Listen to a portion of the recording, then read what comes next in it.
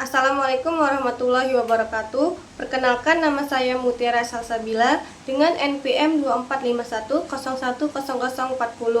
Di sini saya akan memaparkan materi mata kuliah Islam dan Lingkungan Hidup yang diampu oleh Ibu Gina Ulfa Saifur Rahman MSy. Lingkungan adalah bagian penting dari kehidupan manusia dan dalam Islam.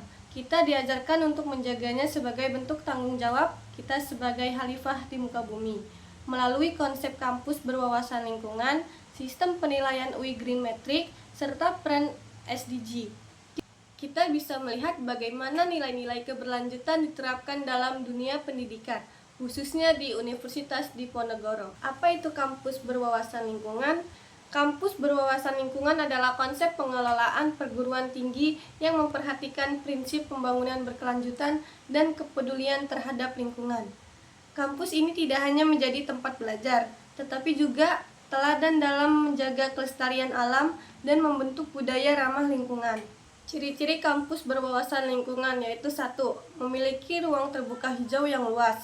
2. Menggunakan energi terbarukan dan hemat energi. 3. Melakukan pengelolaan limbah. 4. Menerapkan sistem transportasi ramah lingkungan. 5. Menyediakan air bersih dan efisien. 6. Menyelenggarakan pendidikan dan riset lingkungan. 7. Berkomitmen pada nilai-nilai sosial dan keberlanjutan.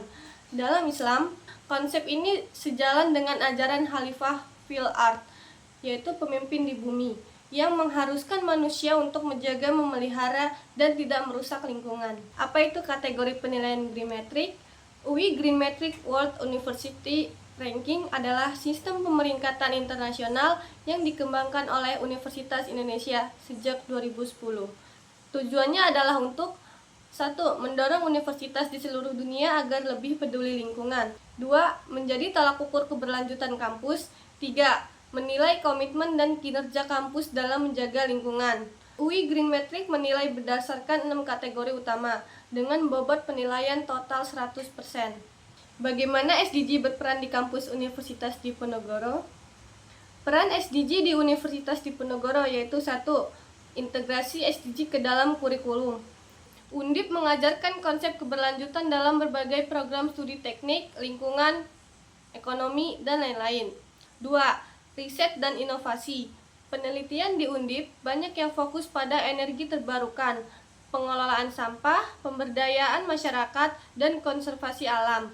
3. Kebijakan kampus hijau.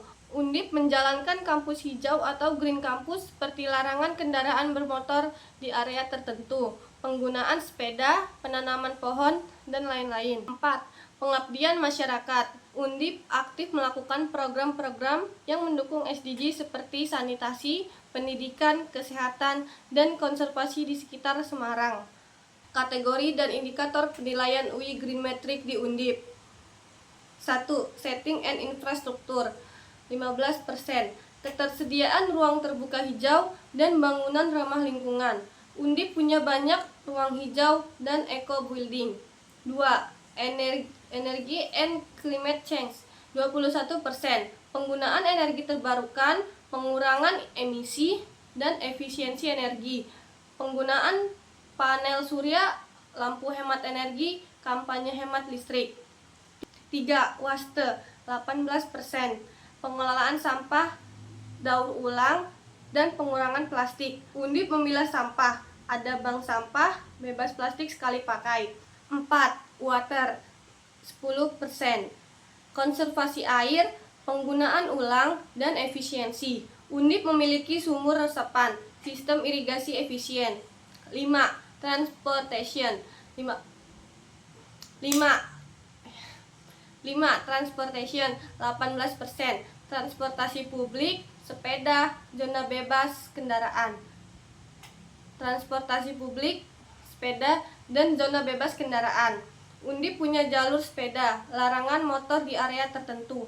6. Education and Research 18%. Mata kuliah dan riset lingkungan, kebijakan pendidikan berkelanjutan. Undip menyelenggarakan banyak mata kuliah SDG, penelitian lingkungan aktif. Bagaimana Undip mendapatkan peringkat 26 dunia? Pada tahun 2023, Undip menempati peringkat ke-26 dunia dalam UI Green Metric lebih dari 1.000 kampus. Hal ini diraih berkat faktor-faktor yang membuat Undip meraih peringkat tinggi. 1. Kampus hijau atau Green Campus. Undip mengusung konsep ramah lingkungan secara menyeluruh. 2. Ketersediaan ruang terbuka hijau yang luas. 3. Penggunaan energi terbarukan dan efisiensi energi secara nyata. 4. Pengelolaan limbah yang baik, termasuk limbah B3, organik, dan anorganik. 5. Transportasi ramah lingkungan. Ada sistem sepeda kampus, pejalan kaki, dan zona bebas kendaraan bermotor. 6. Komitmen terhadap SDG, pendidikan dan riset berkelanjutan. 7. Pelaporan data yang valid dan transparan ke sistem UI Green Metric. Demikianlah pemaparan materi tentang Islam dan lingkungan hidup dari saya. Semoga melalui pembahasan ini, kita semua semakin sadar akan pentingnya menjaga dan melestarikan lingkungan sebagai bentuk pengamalan ajaran Islam.